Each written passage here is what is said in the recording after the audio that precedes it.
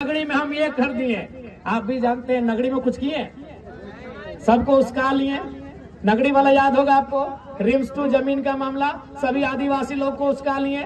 आदिवासी लोग लोहरदगा से आए, खूंटी से आए, लातेहार से आए, सिमडेगा से आए, गुमला से आए, रामगढ़ से आए, सिल्ली से आए, और पता चला चंपई चाचा है ये नहीं हुआ। कौन था? सुबह देवेंद्र नाथ महतो थे और शाम को जयराम महतो था।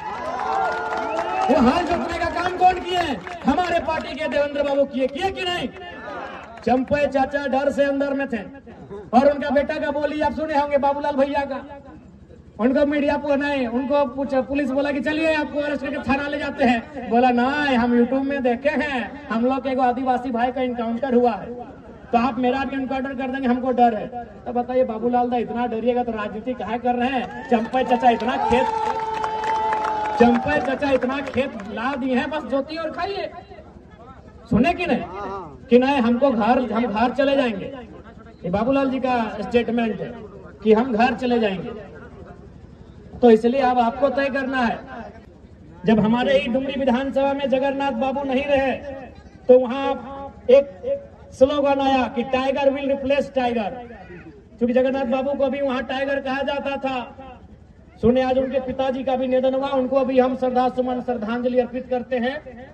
तो वहां भी जनता के बीच से एक आवाज आया कि टाइगर विल रिप्लेस टाइगर। तो घाटशिला में भी आवाज आना चाहिए, रामदास विल रिप्लेस रामदास। सामने हो तो सभी लीडर को डर लगता है, तो भाई डरे हुए नेताओं को क्यों चुनते हो? निडर लोगों को चुनो जो बेबाक होकर आपकी आवाज बनने का काम करे और आपकी आवाज को उठाने का काम करे, ऐसे लीडर को चुनो। आज घाटशिला की बात करें तो घाटशिला भी धीरे धीरे एक औद्योगिक क्षेत्र में डेवलपमेंट हो रही है। क्योंकि बगल में जमशेदपुर है तो उसका असर धीरे धीरे घाटशिला में आएगा।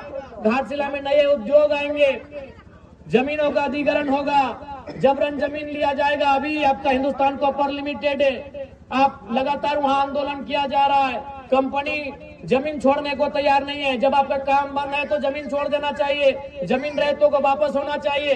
तो ये मुद्दे सदन तक कौन उठाएगा?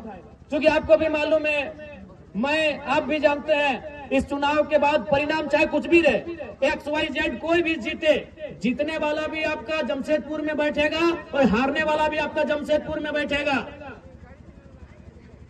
अगर जो भी इस चुनाव का अगर वे लोग जीतते हैं तो जो जीत के जाएगा वो भी जमशेदपुर के आवास में रहेगा, और जो हार के जाएगा वो भी जमशेदपुर के आवास में रहेगा। आपके साथ आपके दुख में, आपके दर्द में, आपके पीड़ा में कौन रहेगा, ये घाटशिला की जनता को तय करना है। और हमें लगता है रामदास मुर्मू जी से बेहतर कोई कैंडिडेट नहीं है जो आपके साथ खड़ा है। आपके साथ कौन लड़ेगा? आपके साथ धरने में कौन बैठेगा? आपके साथ कोई समस्या होगी तो कौन खड़ा होगा? आज अब देखिए, जब से जेल कैंप पार्टी का उदय हुआ है, जब भी किसी को अगर थोड़ा मैंने चोट भी लगता है, मामूली चोट लगता है, तो सबसे पहले जेल कैंप को याद किया जाता है। और हम लोग रात 2 बजे 3 बजे तक धरना में जाके बैठते हैं जब तक उसको न्याय नहीं मिले। अरे राज्य में तो छोड़िए, हम लोग प्रदेश भी जाते हैं। हमारे पार्टी के लोग मजदूरों की बात को अगर देखा जाए, न्याय दिलाने के लिए हम लोग राजस्थान उड़ीसा तक जाते हैं।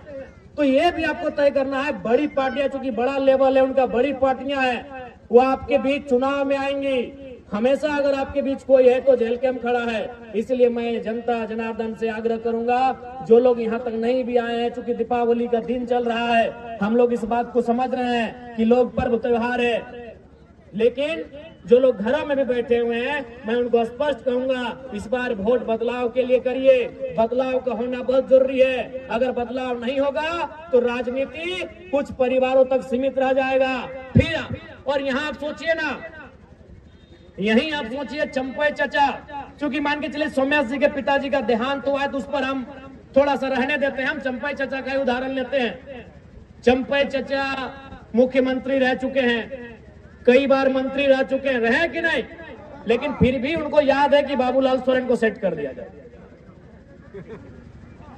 चंपई चाचा मुख्यमंत्री रह चुके हैं, मंत्री रह चुके हैं, कई बार विधायक रह चुके हैं, फिर भी उनको बुढ़ापे में चिंता है, जबकि उनके पास अरबों की संपत्ति है। अगर आज के दिन से चंपई चाचा बिस्तर में बैठ जाए ना, बेड में बैठ जाए, घर में खटिया में बैठ जाए, तो उनकी 5 पुश्ते आराम से बैठ के खाएंगी। आज भी अगर चंपा चाचा कुछ ना करे, चंपा चाचा अगर कुछ ना करे तो उनकी हमें लगता है कम से कम, ज्यादा तो हो बहुत ज्यादा होगा, 5 पुश्ते यानी 5 पीढ़ियां बैठ के खाएंगे। फिर भी उनको चिंता है कि बाबूलाल सोरेन को विधायक कैसे बनाना है।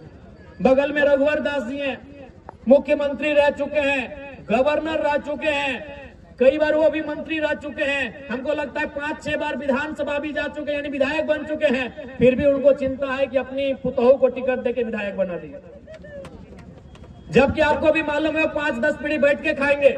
लेकिन रघुवर चचा को भी चिंता है कि हमारी पुतोहू विधायक कैसे बने। यही आपके अर्जुन मुंडा जी, हमारे इस राज्य के और एक मुख्यमंत्री, बहुत नामी चेहरे, केंद्र में भी मंत्री रह चुके हैं, उनको भी चिंता आई कि अपनी पत्नी को इस बार टिकट दिला दे। पॉडकास्ट से उनकी पत्नी लड़ी। तो ये अब जनता को तय करना है कि जो मुख्यमंत्री रहा है उसको अपने बच्चों की चिंता है, उसे अपने बेटे की, पुतोहू की, पत्नी की चिंता है। तो जनता अपने बच्चों की चिंता करती है नहीं करती है, ये आप पे डिपेंड करता है। उनसे सीखिए कम से कम। वो मैं 3 मुख्यमंत्री का आपको नाम गिनाया, आप ही के कोल्हान के, उधर मधुपुरा को छोड़ देते, अभी दूरी है, यही आपके अगल बगल के चंपई चचा, रघु चाचा, मुंडा जी, 3 मुख्यमंत्री। और किनको टिकट दिलाया? एक ने बेटे को जो घाटशिला में उम्मीदवार है, एक ने पत्नी को जो चुनाव हार गई, और एक ने अपनी पुतोहू को जो चुनाव जीत के विधायक बनी है।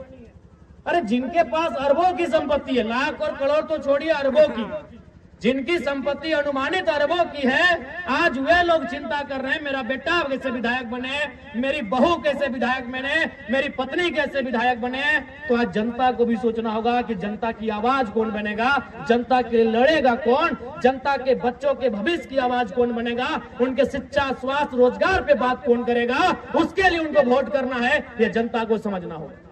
जनता का वोट तो रहा नहीं, अब जनता कहाँ रही वोट देने वाली? अब तो सब किसी का वोटर है। अब पहले चुनाव होता था कि जनता वोट करती थी कि 5 साल में किसी को बदलने की जरूरत करती थी, कोई अगर गलत काम करे तो उसे हराने का काम करती थी। लेकिन अब जनता क्या हो गई कि किसी पार्टी विशेष का वो आइडियोलॉजी में ढल चुकी है कि भाई वो उसका कैंडिडेट, अगर कोई इस पार्टी का कैंडिडेट आ जाए वो अच्छा है बुरा है, उसमें कोई भी रहे, क्योंकि हम देश में देख रहे हैं मोदी जी को, हम तो उसी को दे देंगे वोट।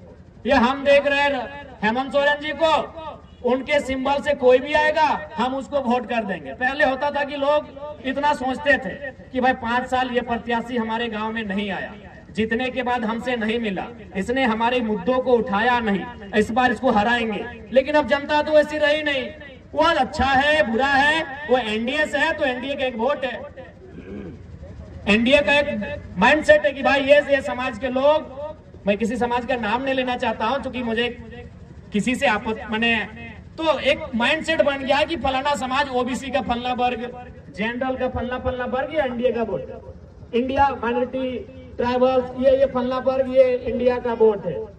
तो मैं उन लोगों से कहना चाहूंगा कि फिलहाल घाटशिला के चुनाव में 29 में अब क्या करेंगे नहीं करेंगे 29 में देखा जाएगा, लेकिन घाटशिला के चुनाव में मैं आपसे इतना तो आग्रह करूंगा कि एक सीट जीतने से ना बीजेपी ज्यादा उनको कुछ होने वाला है, न सरकार को कुछ होने वाला है, लेकिन अगर एक सीट हम जीत जाते हैं तो आपको भी मालूम है अभी विधानसभा में बोलने के लिए क्या समय दिया जाता है कि जिस पार्टी का जितना विधायक हो उतना मिनट दिया जाता है। तो जेलकैम पार्टी का एक विधायक है 1 मिनट दिया जाता है। अगर हम लोग घाटशिला को जीत जाएंगे तो 2 विधायक होगा तो 2 मिनट दिया जाएगा। तो 1 मिनट में अगर हम सदन में सार्थकता के साथ जनता के मुद्दों को रख सकते हैं तो 2 मिनट में दुगुना रखा जाएगा, काम दोगुना बढ़ेगा, मुद्दे दोगुने सदन के सामने आएंगे। और आप ये भी देखे होंगे कि हमने कभी अगर मगर की बात नहीं की है। विधानसभा को आपने देखा होगा टेलीविजन टीवी में, अपने मोबाइल में, चैनल्स में, चाहे किसी भी, हमने कभी इधर उधर की बातें नहीं की, ना हमने किसी की आलोचना ना प्रशंसा में समय दिया। आप तो देखे होंगे बहुत सारे लोग अपने किसी को अगर इंडिया की बात है तो हेमंत सोरेन जी को कभी शाहरुख खान कह के फुलाने लगते हैं, अगर एनडीए को बोलने दिया जाए तो मोदी का गुणगान करने लगते हैं। लेकिन एकमात्र विधायक जयराम महतो जो टू द पॉइंट, चाहे वो किसी भी मामला हो, वो विस्थापन नीति का मामला हो, स्थानीय नीति का मामला हो, या स्टूडेंट का मामला हो, या किसान का मामला हो, किसी का मामला हो, मैं टू द पॉइंट बात को उठाने का काम करता हूँ। तो इसलिए यह चुनाव एक नया चुनाव होगा, एक नए तरीके का चुनाव होगा।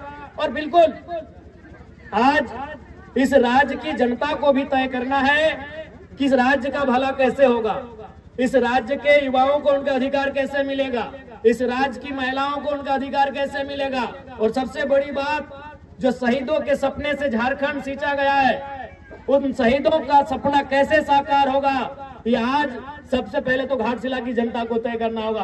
और एक बात जान लीजिए, आज देखिए बहुत सारे लोग, मुझे कहने में किसी पर